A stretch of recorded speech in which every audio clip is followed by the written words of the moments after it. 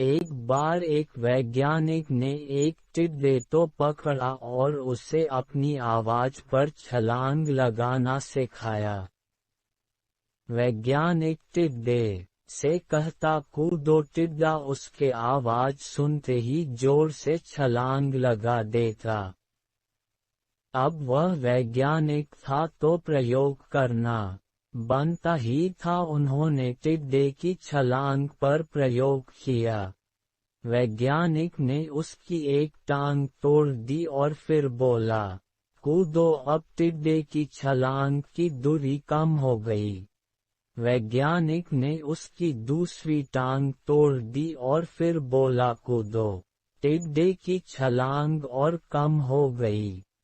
अब तोड़ी गई उसकी तीसरी टांग, फिर छलांग की दूरी और कम हो गई कि बेचारे टिड्डे की सारी टांगें तोड़ दी गई।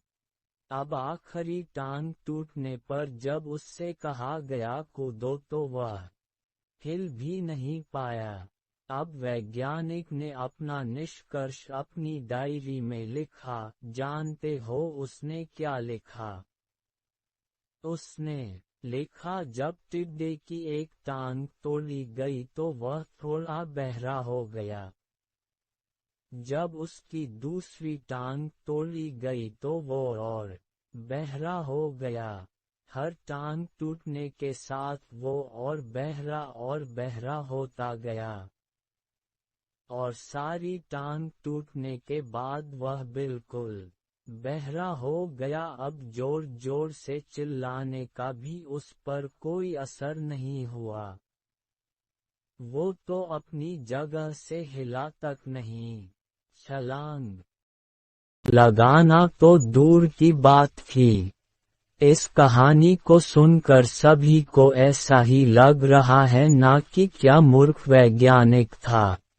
इतनी सीधी सी बात उसे समझ में नहीं आई।